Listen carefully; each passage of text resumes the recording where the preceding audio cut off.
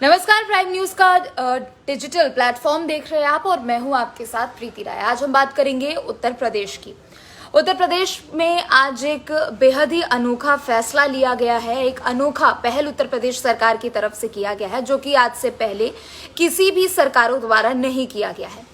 देखिए, आने वाले दिनों में चैत्र नवरात्रों की शुरुआत होने वाली है और ऐसे में उत्तर प्रदेश सरकार की तरफ से ये आदेश जारी किए गए हैं कि चूंकि उत्तर प्रदेश एक तीर्थ नगरी है, एक तीर्थ राज्य है, इसे लेकर यह आदेश जारी किया गया है कि आने वाले दिनों में और रामनवमी के अवसर पर हर मंदिरों में रामचरितमानस का पाठ कराया जाएगा और साथ ही साथ अखंड पाठ ही कराया जाएगा और साथ ही जितनी भी शक्तिपीठें उत्तर प्रदेश की धरती पर हैं उन सब में चूंकि नवरात्रों का समय है, देवी की पूजा की जाती है, दुर्गा सप्तशती का भी पाठ कराया जाएगा। तो ऐसे में ये बेहद ही अनोखा पहल उत्तर प्रदेश सरकार की तरफ से किया गया है। लेकिन उत्तर प्रदेश एक ऐसा राज्य है जहां किस वक्त क्या हो जाए और क्या फैसला आ जाए, क्या आदेश किसी को दे दिया जाए, इसके बारे में हालांकि भाप पाना स्थितियों को थोड़ा मुश्किल होता है।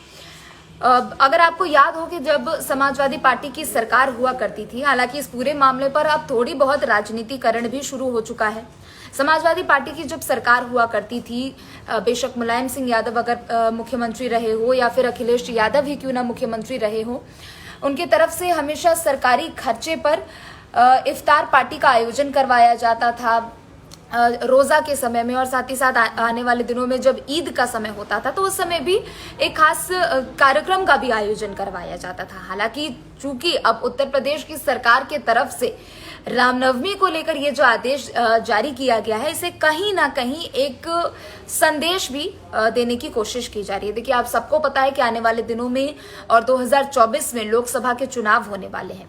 एक चीज ये भी है कि जहां पूर्ववर्ती सरकारों की तरफ से अपने वोटरों को रिझाने के लिए तमाम पैंतरे आजमाए जाते थे और उनके हित में कई कार्यक्रम भी आयोजित किए जाते थे, तो वहीं दूसरी तरफ योगी सरकार की तरफ से अपने कोर वोटरों को, साथ ही हिंदू वोटरों को साधने की कोशिश की जा रही है। और आपको याद हो कि बीते दिनों एक मामला भी बेहद गरमाया था रामचरितमानस को लेकर। तो स्वामी प्रसाद मौर्य ने रामचरित के कुछ दोहों को लेकर आपत्ति जताई थी और साथ ही साथ आप सबको याद होगा कि कैसे उत्तर प्रदेश की कई जगहों पर रामचरितमानस की प्रतियां भी जलाई गई थी। तो ऐसे में ये जो आदेश उत्तर प्रदेश सरकार की तरफ से दिया गया है वो कहीं ना कहीं बहुत ज्यादा लोगों को अपनी ओर अपना ध्यान भी खींचेगा। और साथ ही दूसरी तरफ बात यह है कि आने वाले दिनों में चूंकि चैत्र नवरात्र भी है और इसे लेकर सरकार ने अब जब आदेश दे दिए हैं तो तैयारियां किस तरीके से होगी उसे लेकर भी काफी लोगों के मन में सवाल खड़े हो रहे थे। चूंकि अब ये आदेश जारी कर दिए गए हैं, ऐसे में आपको बता दें कि हर जिले में इस कार्यक्रम का आयोजन करवाया जाएगा, ना कि सिर्फ लखनऊ में, ना कि सिर्फ बनारस में, चूंकि वहां पर ज्योतिर्लिंग भी है और साथ ही साथ काशी विश्वनाथ ज्योतिर्लिंग है, ना कि सिर्फ बनारस में या फिर लखनऊ में। हर जिले में ये अखंड पाठ करवाया जाएगा। उत्तर प्रदेश में 75 जिले आते हैं और ऐसे में सभी जिलों के डीएम को आदेश भी जारी कर दिया गया है। और साथ ही साथ आपको बता दें कि ये सब कुछ होगा सरकार के तरफ से। हर जिलों को 1-1 लाख रुपए आवंटित किए जाएंगे। सभी वहां के डीएम को आदेश जारी किए जा चुके हैं कि इन 9 दिनों के अंतराल में, चूंकि 22 मार्च से नवरात्रों की शुरुआत हो रही है, चैत्र नवरात्रों की, और 30 मार्च को रामनवमी है, तो ऐसे में जाहिर सी बात है लोगों के अंदर में उत्सुकता भी बहुत होगी। अब किस तरीके से काम किया जाएगा, चलिए ये भी आपको बताते हैं। चूंकि आदेश जारी किया जा चुका है, संस्कृति विभाग के प्रमुख सचिव द्वारा भी सभी आदेशों को सभी जिलों के डीएम को भिजवा दिया गया है। और साथ ही आपको बता दें कि 22 मार्च से शुरुआत हो रही है चैत्री नवरात्रों की, तो ऐसे में 21 मार्च तक सभी तैयारियां सुनिश्चित करने के लिए सरकार की तरफ से आदेश दे दिए गए।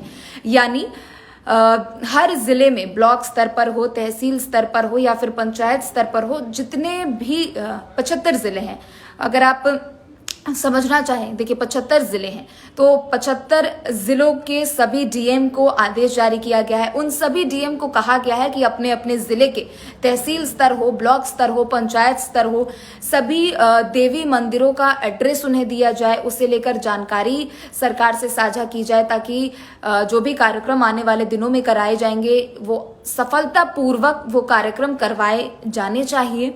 और साथ ही आपको ये भी बता दें 21 मार्च तक सभी तैयारियां पूरी रखने के भी आदेश दे दिए गए हैं। सभी साफ सफाई की व्यवस्था सुनिश्चित करने को भी कहा गया है और साथ ही साथ बिजली से संबंधित व्यवस्था हो, साफ सफाई की व्यवस्था हो, मंदिरों की साफ सफाई की व्यवस्था हो। चूंकि इतने बड़े पैमाने पर ये अखंड पाठ का आयोजन करवाया जा रहा है तो जाहिर सी बात है सारी तैयारियां उन्हीं चीजों को देखते हुए करवाई जाएगी। साथ ही सरकार से वो सभी जानकारियां भी साझा करनी होगी सभी डीएम्स को जिनके लिए उन्हें आदेश दिए गए हैं। 1-1 लाख रुपए सभी डीएम को आवंटित किए जाएंगे, आपको बता दें। और साथ ही ये भी 21 मार्च तक सभी तैयारियां पूरी हो जानी चाहिए और 22 मार्च से चूंकि चैती नवरात्रों की शुरुआत होगी, 30 मार्च को रामनवमी होगी और रामनवमी के अवसर पर एक भव्य कार्यक्रम का आयोजन तो करवाया ही जाएगा और साथ ही 9 दिनों में भी कार्यक्रमों का तांता लगातार लगा हुआ रहेगा।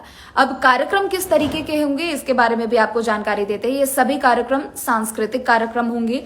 संस्कृति विभाग के प्रमुख सचिव अपनी नजर रखेंगे। उन्हें भी जानकारी दी जाएगी कि कैसे कार्यक्रम करवाए जाने हैं। साथ ही उनसे हर तरीके की जानकारी भी साझा की जाएगी कि किस तरीके के सांस्कृतिक कार्यक्रम आयोजित करवाए जाने। और साथ ही एक सबसे बड़ी पहल ये भी है कि महिलाओं और बालिकाओं की सहभागिता को सुनिश्चित करना है। क्योंकि देखिए नवरात्रों का अब समय है और ऐसे में नवरात्रों में हम देवी के 9 स्वरूपों की पूजा करते हैं। देश के कोने कोने में हर मंदिरों में देवी के हर स्वरूप की पूजा होती है। तो ऐसे में नवरात्रि के समय में इससे बड़ी बात नहीं हो सकती कि महिलाओं को लेकर सरकार की तरफ से इतना बड़ा फैसला लिया हो। हालांकि सरकार की तरफ से लगातार ये भी दावा किया जाता है कि महिलाओं के हित में वो कई ऐसे आने वाले दिनों में कदम उठाने वाले हैं। और साथ ही अब चूंकि नवरात्रे हैं और ऐसे में इसने बड़े पैमाने पर कार्यक्रम का आयोजन करवाया जाएगा तो अपने आप में एक बहुत बड़ी बात है। और सबसे बड़ी बात यह भी है कि इन 9 दिनों में देवी के कई स्वरूपों की पूजा होती है। तो ऐसे में जो कार्यक्रम करवाए जाएंगे उसमें महिलाओं की भागीदारी कितनी ज्यादा होनी चाहिए इसकी भी सुनिश्चिति खुद अपने जिले स्तर पर करवानी होगी। तो सभी डीएम्स को आपको बता दें कि 75 जिले हैं, उनके सभी जिलाधिकारियों को ये आदेश भेजा जा चुका है कि आने वाले दिनों में यानी 22 मार्च से लेकर 30 मार्च तक जो भी कार्यक्रम किए जाएंगे उसकी तैयारियां आप सरकार से साझा करें। और साथ ही उसी तरीके से सांस्कृतिक कार्यक्रम भी आयोजित होंगे और वहीं राम नवमी के दिन रामचरितमानस का अखंड पाठ करवाया जाएगा। और साथ ही जितने भी देवी मंदिर है, बेशक शक्तिपीठ हो, सिद्धपीठ मंदिर हो या हमारे घर के आसपास ही वाला मंदिर क्यों ना हो, सभी में दुर्गा सप्तशती का पाठ भी करवाया जाएगा। साथ ही साथ सभी को सोशल मीडिया पे प्रसारित भी किया जाएगा। यानी अगर कोई नहीं पहुंच पाता है, अगर किसी एक पर्टिकुलर स्थान पर पहुंचने की अगर हम कह सकते हैं कि उसकी एक्सपेक्टेशन हो, उसका मन हो और किसी कारणवश अगर नहीं पहुंच पाता है तो आप समझिए सोशल मीडिया पर इन सभी चीज़ों को प्रकाशित किया जाएगा कि आप घर बैठकर अपने मोबाइल फोन्स में भी देख सकते हैं और वहीं से भी इन पाठ का आप आनंद ले सकते हैं और इसमें जुड़ सकते हैं। लोगों के लगातार मैसेज भी आ रहे हैं। विक्की बंसल जी का मैसेज आ रहा है, दीदी जी very good, very very thank you. Manish Sharma आपको भी वेरी गुड आफ्टरनून। आप भी बताइए कि सबसे पहली बात जो योगी सरकार की तरफ से इतना ऐतिहासिक पहल किया गया है, चूंकि आज से पहले कभी ये पहल किसी भी सरकार द्वारा नहीं करवाया गया था। अपने आप में ये अनोखा पहल है, अपने आप में ये बहुत बड़ी बात है कि रामचरितमानस का अखंड पाठ करवाया जाएगा, दुर्गा सप्तशती का भी अखंड पाठ करवाया जाएगा। चूंकि देखिए अगर इस पूरे मामले पर अगर हम राजनीति से जोड़कर देखते हैं तो उत्तर प्रदेश की राजनीति को समझ पाना लोगों के लिए बेहद मुश्किल हो जाता है, क्योंकि उत्तर प्रदेश की राजनीति में हर दिन कुछ ना कुछ नए मोड़ देखने को मिलते हैं। हालांकि जब ये फैसला आया और जब ये आदेश जारी हुआ उसके बाद भी लोगों से प्रतिक्रियाएं लेने की कोशिश की गई, तो वहीं उत्तर प्रदेश के डिप्टी सीएम केशव प्रसाद मौर्य द्वारा भी कहा गया कि ये अनूठा पहल है, हमारी सरकार की तरफ से किया जा रहा है और हमारी सरकार हर वक्त ये सुनिश्चित करती है कि महिलाएं, बालिकाएं हर क्षेत्र में आगे बढ़े। सिर्फ सांस्कृतिक कार्यक्रमों में ही नहीं, हर क्षेत्र में महिलाएं आगे बढ़े, और जो कि सिर्फ एक उसकी शुरुआत है और ये शुरुआत बेहद ही शुभ अवसर पर किया गया है और नवरात्रि के अवसर पर किया गया है, तो इससे बड़ी बात कोई नहीं हो सकती। हालांकि इसी पर एक और प्रतिक्रिया आई है जो आपको जानकर थोड़ी बहुत हैरानी होगी। कांग्रेस के वे नेता भी है और साथ ही साथ धर्म नगरी से भी वो जुड़े हुए हैं। आचार्य प्रमोद कृष्णम जी ने इस फैसले का दिल खोलकर स्वागत किया है। देखिए, राजनीति में बेशक पार्टियों के अलग अलग भाव हो सकते हैं, अलग अलग उनमें हम कह सकते हैं कि उनके भाव अलग हो सकते हैं, उनके रास्ते अलग हो सकते हैं, लेकिन धर्म एक ऐसी चीज है जो हर किसी को जोड़ता है।